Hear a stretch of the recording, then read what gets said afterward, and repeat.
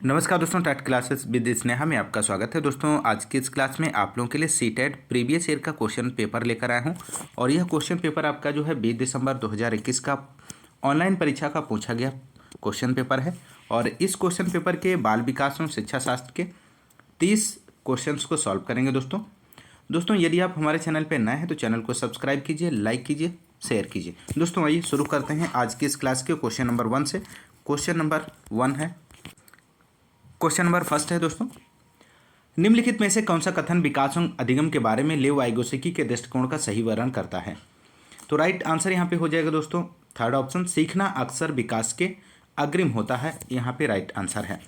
अगला question, question number second, विकासात्मक सिद्धांतवादी मानते हैं कि विकास की प्रक्रिया जीवन भर चलती रहती है। इस संदर्भ में से किसकी भूमिका बेहद महत्वपूर्ण है? तो राइट आंसर यहाँ पे सेकेंड हो जाएगा, वातावरण एवं अनुभव। विकासात्मक सिद्धांतवादियों के अनुसार विकास एक जीवन पर्यंत चलने वाली प्रक्रिया है जिसमें वातावरण एवं अनुभव की भूमिका अत्यधिक महत्वपूर्ण होती है। अगला क्वेश्चन, क्वेश्चन नंबर थर्ड है, विकासात्मक प्रक्रिया में असांतत्य के क्या मायने हैं? दोस्तों आपको बताना है दिए गए ऑप्शंस में से राइट आंसर क्या हो जाएगा। तो फर्स्ट ऑप्शन यहाँ पे सही जवाब हो जाएगा। विकास की प्रक्रिया के दौरान उभरने वाले नए तरीके जो संसार को समझने में मदद करते हैं। नेक्स्ट क्वेश्चन, क्वेश्चन नंबर 4 है, पालन पोषण की प्राधिकारिक शैली किस पर आधारित है? तो राइट आंसर दोस्तों यहाँ पे हो जाएगा ऑप्शन 4, जब संभव हो तब बच्चे के साथ साझेदारी में निर्णय लेना। ऑप्शन 4 यहाँ पे राइट आंसर हो जाएगा। प्राधिकारी शैली के अंतर्गत माता पिता बच्चे के बारे में स्वयं निर्णय लेते हैं, बच्चे के पक्ष को नहीं सुनते, बच्चे के लिए नियम बनाते हैं, गलती करने पर दंड या सबक सिखाने पर बल देते हैं। मनोवैज्ञानिक का मानना है कि प्राधिकारिक शैली से बड़े हुए बच्चे शर्मीले, स्वयं को असुरक्षित व भयभीत महसूस करने वाले, दूसरों पर निर्भर रहने वाले, स्वयं निर्णय लेने में अक्षम होते हैं। तो दोस्तों ध्यान रखिएगा, ऑप्शन 4 यहाँ पे राइट आंसर हो जाएगा। क्वेश्चन नंबर 5 है, जीन पियाजे के अनुसार विकासात्मक बदलाव की प्रक्रिया निम्न में से किन विशिष्ट संज्ञानात्मक प्रकारों द्वारा घटित होती है? तो राइट आंसर यहाँ पे हो जाएगा ऑप्शन सेकेंड, समावेशन एवं समायोजन। यहाँ पे राइट आंसर हो जाएगा। जीन पियाजे के अनुसार विकासात्मक बदलाव की प्रक्रिया समावेशन एवं समायोजन जैसे विशिष्ट संज्ञानात्मक प्रकारों द्वारा घटित होती है। पियाजे के अनुसार शिशु में अपने वातावरण के साथ समायोजन करने की क्षमता व प्रवृत्ति जन्मजात होती है जिसे अनुकूलन कहा जाता है। पियाजे के अनुकूल की 2 उपक्रियाएं बताई हैं इन्होंने, पहली समायोजन और दूसरी समावेशन। ध्यान रखिएगा दोस्तों। अगला क्वेश्चन, क्वेश्चन नंबर 6, एक 5 साल की बच्ची को उसकी शिक्षिका ने 5 छोटे पत्थर दिए। बच्ची ने उन पत्थरों को अलग अलग प्रकार से लगाया, एक छोटी लाइन, एक बड़ी लाइन एवं एक वृत्त। फिर उसने उन पत्थरों को बार बार गिना। जीन पियाजे के अनुसार यह बच्ची निम्न में से किस संज्ञानात्मक स्कीमा को ग्रहण करने की कोशिश कर रही है? तो दोस्तों आपको बताना है दिए गए ऑप्शंस में से। तो राइट आंसर यहाँ पे हो जाएगा ऑप्शन 4, संख्या का संरक्षण।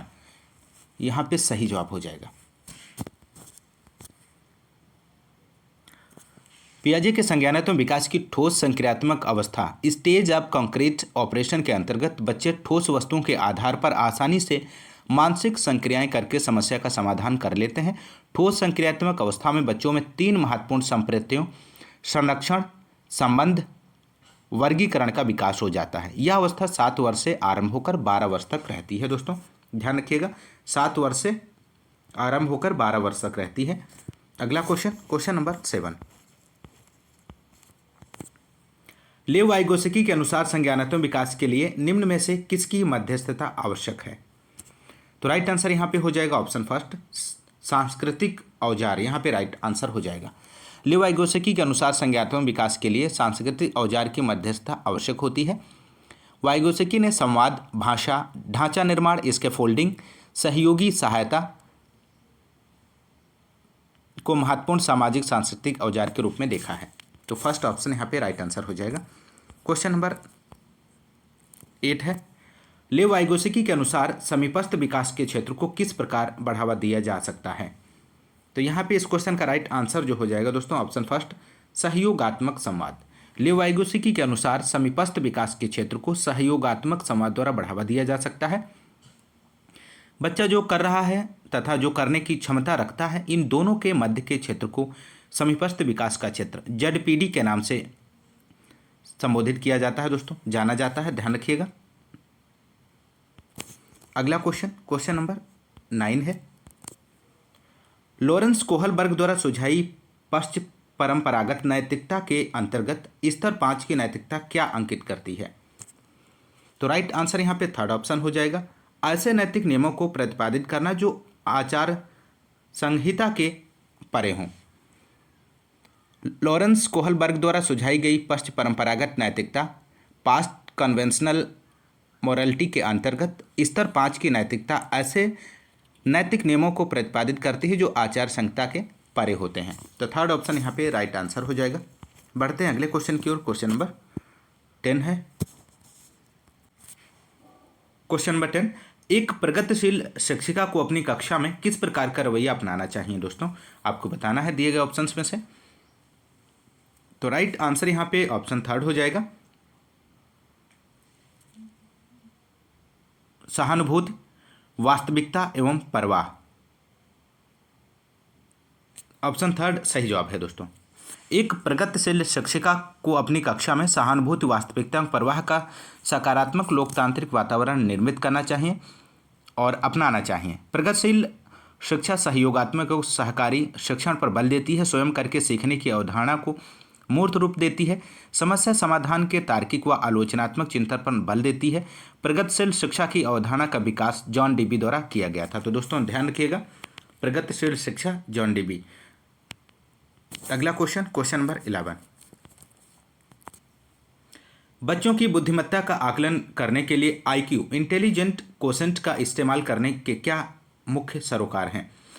पहला दिया गया प्राप्तांक की अस्थिरता, सेकेंड है परीक्षा में सांस्कृतिक पूर्वाग्रह, थर्ड है परीक्षा का उत्पादन केंद्रित होना, और फोर्थ है बच्चों को नामांकित करना। तो राइट आंसर यहाँ पे दोस्तों हो जाएगा second, first, second, third, fourth, ये सभी सही हो जाएंगे। बच्चों की बुद्धिमत्ता का आकलन करने के लिए आईक्यू का उपयोग करने के मुख्य सरोकार में प्राप्तांक की अस्थिरता, परीक्षा में सांस्कृतिक पूर्वाग्रह और परीक्षा का उत्पादन केंद्रित होना, बच्चों को नामांकित करना, ये सभी शामिल होते हैं दोस्तों। अगला क्वेश्चन, क्वेश्चन नंबर 12 है, हार्वर्ड गार्डनर के अनुसार अंतर्वैयक्तिक बुद्धिमत्ता वाले व्यक्ति की क्या विशेषताएं हैं? तो राइट आंसर थर्ड हो जाएगा, स्वयं की जटिल भावनाओं, शक्तियों व कमजोरियों का ज्ञान। अगला question, question number 13, question number 13 है दोस्तों, जेंडर के संदर्भ में एक शिक्षिका को कक्षा में बच्चों को किसके लिए प्रेरित करना चाहिए? तो राइट आंसर फोर्थ हो जाएगा, जेंडर रूढ़िवादिता में लचीलेपन के लिए प्रेरित करना चाहिए। ऑप्शन फोर्थ राइट आंसर हो जाएगा। अगला क्वेश्चन, क्वेश्चन नंबर 14 है दोस्तों, सीखने में विविधता रखने वाले विद्यार्थियों की कक्षा में एक शिक्षक को क्या करना चाहिए? तो राइट आंसर सेकेंड हो जाएगा, सीखने में विविध गति रखने वाले विद्यार्थियों को भागीदारी के लिए सृजनात्मक तरीके खोजने चाहिए। ऑप्शन सेकेंड राइट आंसर है। अगला क्वेश्चन, क्वेश्चन नंबर 15 है, निर्माणात्मक आकलन का प्रयोग मुख्यतः इनमें से कौन सा है? तो राइट आंसर सेकेंड हो जाएगा, शिक्षकों को बेहतर योजना बनाने एवं विद्यार्थियों को सहयोगात्मक और गैर मूल्यांकित प्रतिपुष्टि देने के लिए किया जाता है। निर्माणात्मक मूल्यांकन के अंतर्गत विद्यार्थियों से विविध प्रकार की गतिविधियों द्वारा जानकारी एकत्रित की जाती है तथा उनके सीखने व उनकी प्रगति का आकलन किया जाता है।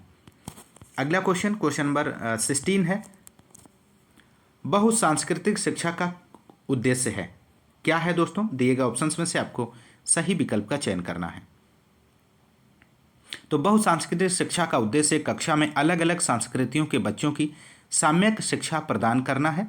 बहुसांस्कृतिक शिक्षा समावेशन के सिद्धांतों को प्रोत्साहित करती है, विविधता के ज्ञान से अवगत करवाती है, साथ ही साथ आलोचनात्मक विचारों को आत्म प्रदर्शन की भावना को विकसित करने एवं शिक्षण के तकनीकी ज्ञान और मार्ग को विस्तृत करने का मार्ग प्रशस्त करती है। तो राइट आंसर सेकेंड यहाँ पे सही जवाब हो जाएगा इस क्वेश्चन का। अगला क्वेश्चन, क्वेश्चन नंबर 17 है, वंचित एवं पिछड़े वर्ग के विद्यार्थियों की शिक्षा में निम्नलिखित में से किसका नकारात्मक प्रभाव पड़ता है? ऑप्शन फर्स्ट है पूर्वाग्रहों का, सेकेंड है ज्ञान की स्थानीय संरचनाओं की समझ के अभाव का, सेकेंड है अवरोही पाठ्यचर्या, फोर्थ है स्थानीय संस्कृतियों भाषा पर आधारित पाठ्यचर्या का। तो यहाँ पे राइट आंसर जो हो जाएगा सेकेंड हो जाएगा, first, second, third, first, second और थर्ड यहाँ पे सही विकल्प हैं। अगला क्वेश्चन, क्वेश्चन नंबर 18 है दोस्तों। सृजनात्मक सोच को निम्नलिखित में से किसके द्वारा बढ़ावा नहीं दिया जा सकता है? नहीं दिया गया है, आपको ध्यान रखना है। तो राइट आंसर यहाँ पे हो जाएगा थर्ड, अभिसारी सोच। अभिसारी सोच यहाँ पे राइट आंसर हो जाएगा। सृजनात्मक सोच को मूलभूत विचार, अस्पष्टता को स्वीकार करना, अपसारी चिंतन सोच में लचीलापन के द्वारा बढ़ावा दिया जा सकता है, परंतु अभिसारी चिंतन सृजनात्मक सोच को बढ़ावा नहीं देता है। सृजनात्मक सोच में मौलिकता, नवीन विचारों का उद्भव होता है, समस्या के बहुल समाधान, जिज्ञासु प्रवृत्ति, जानने की इच्छा, ये सभी शामिल होते हैं। तो यहाँ पे राइट आंसर थर्ड हो जाएगा दोस्तों। अगला क्वेश्चन, क्वेश्चन नंबर 19। एक गीत विषयक अक्षम विद्यार्थी एक प्राथमिक विद्यालय में दाखिला लेती है। निम्नलिखित में से कौन सी पद्धति इस बच्ची के स्कूल में समावेशन को सुसाध्य करने में सहायक नहीं होगी? तो दिए गए ऑप्शन में से आपको सही विकल्प का चयन करना है। तो राइट आंसर यहाँ पे दोस्तों हो जाएगा ऑप्शन 4, अक्षमता के प्रति सहानुभूति जताना। 4 राइट आंसर है। अगला क्वेश्चन, क्वेश्चन नंबर 20 है। एक सामान्य स्कूल में विशिष्ट अधिगम अक्षमता वाले विद्यार्थियों के संदर्भ में कौन सी रणनीति सुसाध्य नहीं है? तो राइट आंसर यहाँ पे थर्ड, नहीं है। की गई त्रुटियों पर निरंतर नकारात्मक टिप्पणियाँ। थर्ड ऑप्शन यहाँ पे राइट आंसर हो जाएगा। अगला क्वेश्चन, क्वेश्चन नंबर 21। स्कूल में सफलता के पैमाने को विशिष्ट अकादमिक उपलब्धि तक सीमित न रखकर व्यापक होना चाहिए, ऐसा किस प्रकार किया जा सकता है? तो राइट आंसर सेकेंड हो जाएगा, सामाजिक सांवेगिक क्षमताओं का विकास करके, जो शिक्षा का एक अहम अंग है। सेकेंड ऑप्शन यहाँ पे राइट आंसर हो जाएगा। Question number 22। निम्न में से किससे एक विद्यार्थी की संरचनात्मक समझ एवं स्पष्टता की पुष्टि होती है? दिए गए ऑप्शंस में से आपको बताना है। तो राइट आंसर यहाँ पे फोर्थ हो जाएगा, सीखी गई संरचनाओं को निजी जीवन में आने वाली स्थितियों में लागू करके एक विद्यार्थी की संरचनात्मक समझ एवं स्पष्टता की पुष्टि की जा सकती है। तो फोर्थ आंसर यहाँ पे राइट आंसर हो जाएगा दोस्तों। अगला क्वेश्चन, क्वेश्चन नंबर 23 की बात करते हैं। बच्चों को प्रभावशाली समस्या समाधानकर्ता बनाने के लिए जरूरी है कि उन्हें निम्न में से किस प्रकार के मौके मुहैया करवाए जाएं?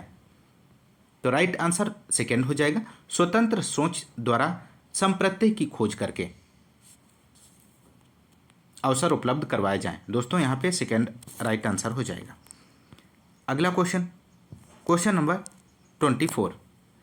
अधिगम की प्रक्रिया के दौरान बच्चे जो त्रुटियां करते हैं, आपको बताना है दिए गए ऑप्शंस में से उन्हें संज्ञानात्मक प्रक्रिया का सहज एवं स्वीकृति हिस्सा समझना चाहिए। थर्ड ऑप्शन यहाँ पे राइट आंसर हो जाएगा।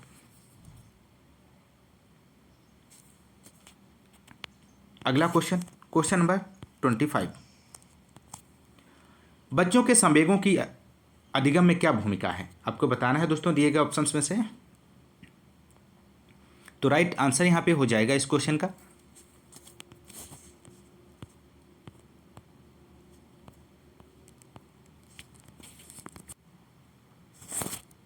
तो दोस्तों यहाँ पे इस क्वेश्चन का सही आंसर ऑप्शन थर्ड हो जाएगा, जो कि शामिल नहीं है। मैं यहाँ पे शामिल कर देता हूँ।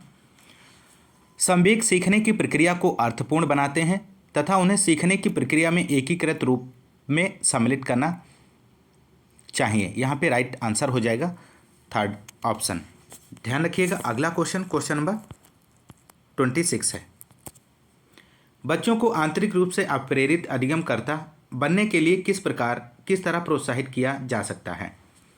तो राइट आंसर थर्ड ऑप्शन हो जाएगा, अधिगम प्रक्रिया के दौरान की गई त्रुटियों से सीखकर बिना किसी नकारात्मक दंड के डर बिना। थर्ड ऑप्शन यहाँ पे राइट आंसर हो जाएगा। अगला क्वेश्चन, क्वेश्चन नंबर 27 है दोस्तों। निपुणता उन्मुखी विद्यार्थियों में कौन से गुण होते हैं? तो यहाँ पे इस क्वेश्चन का राइट आंसर हो जाएगा असफलता का न्यून भय क्षमता, वार्धिक दृष्टिकोण निपुणता उन्मुखी विद्यार्थियों मास्टर ओरिएंटेड लर्नर्स का गुण होता है। ऑप्शन फर्स्ट यहाँ पे राइट आंसर हो जाएगा, मास्टर ओरिएंटेड लर्नर्स का गुण होता है। दोस्तों ध्यान रखिएगा। अगला क्वेश्चन, क्वेश्चन नंबर 28। निम्न में से कौन सी प्रक्रिया प्रभावशाली समस्या समाधान में बाधक है? दिए गए ऑप्शंस में से आपको बताना है। तो राइट आंसर यहाँ पे सेकेंड हो जाएगा, प्रतिक्रय प्रतिक्रय अनन्यता हो जाएगा यहाँ पे प्रतिक्रय, और यहाँ पे अनम्यता हो जाएगा, सेकंड ऑप्शन सही है। प्रतिक्रय अनम्यता नामक प्रक्रिया प्रभावशाली समस्या समाधान में बाधक होती है दोस्तों, जबकि इसके विपरीत सही स्कीमा को क्रियाशील करना, सही समस्या को पहचानना एवं अन्वेषणात्मक रणनीतियों या समस्या समाधान की समस्या सामान्य रणनीतियों का प्रयोग करना प्रभावशाली समस्या समाधान में सहायक बनते हैं। तो सेकंड ऑप्शन सही है, ध्यान रखिएगा। अगला क्वेश्चन नंबर 29 है, कक्षा में विद्यार्थियों में पारस्परिक प्रतिस्पर्धा के लिए प्रेरित करने के कई परिणाम हो सकते हैं। आपके अनुसार निम्न में से कौन से प्रभाव बच्चों के विकास में हानिकारक हैं? तो आपको बताना है दोस्तों दिए गए ऑप्शंस में से। तो यहाँ पे इस क्वेश्चन का दोस्तों राइट आंसर होगा ऑप्शन थर्ड हो जाएगा, फर्स्ट सेकेंड थर्ड फोर्थ सभी हो जाएंगे दोस्तों। कक्षा में विद्यार्थियों के मध्य पारस्परिक प्रतिस्पर्धा से कक्षा में विजेता एवं पराजित विद्यार्थियों के रूप में विभेदीकरण होता है। विद्यार्थियों पर दबाव पड़ता है, उनका चिंतन का स्तर बढ़ जाता है, जिससे उनका संज्ञानात्मक विकास बाधित होता है। प्रतिस्पर्धा से कक्षा में स्टार विद्यार्थियों को चिन्हित करने की प्रवृत्ति को बढ़ावा मिलता है। इन स्टार विद्यार्थियों की उपलब्धियों पर विद्यालय गर्व कर सकता है। साथ ही विद्यार्थियों को प्रतिस्पर्धात्मक बाजार केंद्रित अर्थव्यवस्था में ढलने के लिए तैयार किया जाता है। यह सभी परिणाम बच्चों के विकास में हानिकारक सिद्ध होते हैं। तो यहाँ पे थर्ड ऑप्शन सही जवाब है। अगला क्वेश्चन नंबर 30 और अंतिम क्वेश्चन है, अर्थपूर्ण सीखने की प्रक्रिया किससे सुसाध्य होती है? आपको बताना है दोस्तों दिए गए ऑप्शंस में से। तो राइट आंसर यहाँ पे फर्स्ट हो जाएगा, विद्यार्थियों के निजी दर्शन शास्त्र एवं दृष्टिकोण से। तो अर्थपूर्ण सीखने की प्रक्रिया विद्यार्थी के निजी दर्शन शास्त्र एवं दृष्टिकोण से सुसाध्य होती है। अर्थपूर्ण अधिगम प्रत्येक संबंधित तथ्यों की स्पष्ट रूप से समझने के साथ विषय या विषय की अवधारणा को संदर्भित करता है। अर्थपूर्ण अधिगम के अंतर्गत प्रत्येक संप्रत्यय व संकल्पनाओं को पूरी तरह से विद्यार्थी द्वारा समझ लिया जाता है दोस्तों।